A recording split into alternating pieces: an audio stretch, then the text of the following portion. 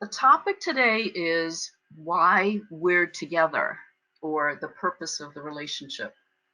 And, my graphic is not meant at all in any way to be exclusive. I just want to say that right off the bat.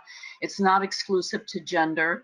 It simply represents, a polarity dynamic, the give and take that is represented in astrology by Venus and Mars.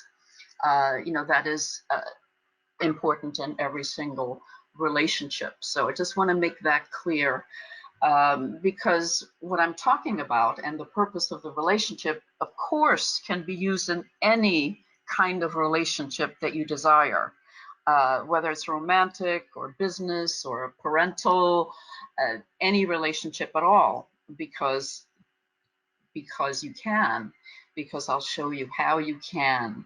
Just to give you a little bit of foundation and background, there are a number of different combined or midpoint charts that astrologers use. But for this lecture, I'm using the one called the Davison Relationship chart. In some computer programs, it's called the time-space chart.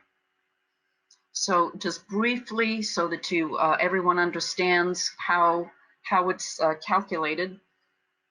The Davison takes the midpoint of the two individual dates of birth, the two times of birth, and the two latitude and longitudes of birth. And the end result is a chart astrologers typically see and use. It looks just like a natal chart.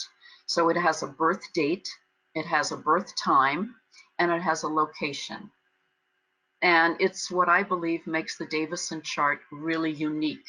Reason being is that once you've erected the Davison relationship chart, you can actually use any technique that you wish, such as solar returns, lunar returns, Jupiter returns, solar arcs, progressions. All of that can be used in this chart. So this one is unique. The composite is a little bit more difficult to do those kinds of things, although it can be done, but it's just more difficult. So this is smoother, and it's one of the reasons I like it. It seems more organic to me. All right. All right, so this is very important. Now, our lecture today is very specific because we're going to be looking at the purpose of the relationship in the Davison chart. However, which is a chart combining two individuals in a relationship. But when you're actually doing relationship work with a client, this is essentially the last step, or one of the last steps. And I'll tell you about a fourth step that I also I'm starting to use. But this is the end of looking at relationship work. You have to remember that you need to analyze the two individual charts initially for what I call the capacity for relationship before analyzing any midpoint chart. You have to really get to know who your people are. And what I mean by capacity for relationship, you want to specifically look at the natal charts of these individuals to see where the strengths are for being in relationship. And of course, you're thinking about the kind of relationship, of course. Is it romantic? Is it business? Is it parental? You're going to be looking at slightly different things in the chart for the capacity for those relationships. But you still need to see where the struggles are for this person and how they are likely to show up in relationship. So this is really important to understand, because today we're isolating something. We're looking at something very specific in the Davison chart, but you have to really go step by step when you're actually working with clients in relationship work. And the second stage would be do the synastry charts, where you're doing the double wheels. You have one person in the middle and then the other one on the outside, and then you reverse the double wheel so that you see how each person affects the other in their own natal houses, and of course any aspects and connections to planets. So those are the three stages.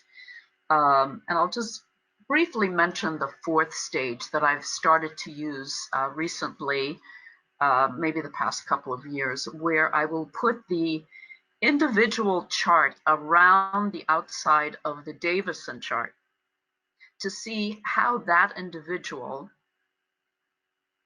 influences the nature of the relationship. And that can be very interesting. It's still very new. I'm still experimenting with that and thinking about it and writing about it. And of course, you do that with both people. So you do a double wheel with a Davison chart of their relationship on the inner wheel and the individual one on the outside, and then you do it with individual two. So it's a very interesting thing and to research, and I certainly encourage you to do a lot of research with these charts.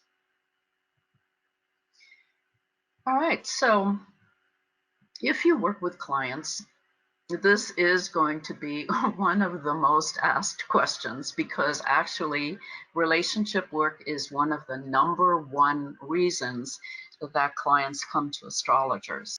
And a lot of people will say, well, what's the purpose of my relationship? Or what was the purpose of my past relationship? You know, if you've been married before, if you've had an important, significant relationship in the past, you might wonder, well, you know, why are we together? Why were we together? What was that all about? And you know, it's just a really important question, you know, because just the whole idea of relationship, who we meet and who we tend to bond with and who we tend to then form important relationships with, it's so unique and so important and really so magical.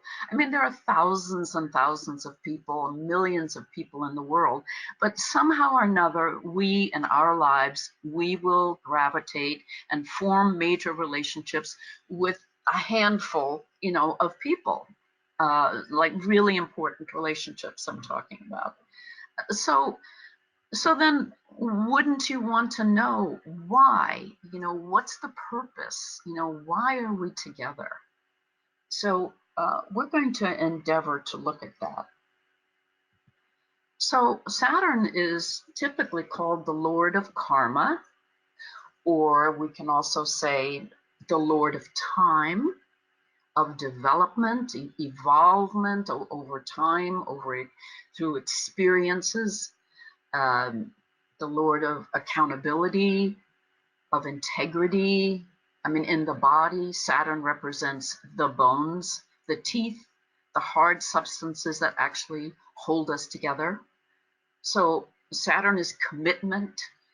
It's desire for, well, desire might not be the right word there, but it's the thrust for mastery, for achieving mastery. And it's the discipline that's required for success. And simultaneously, it's the challenges as well to success. Saturn will always present you with a challenge.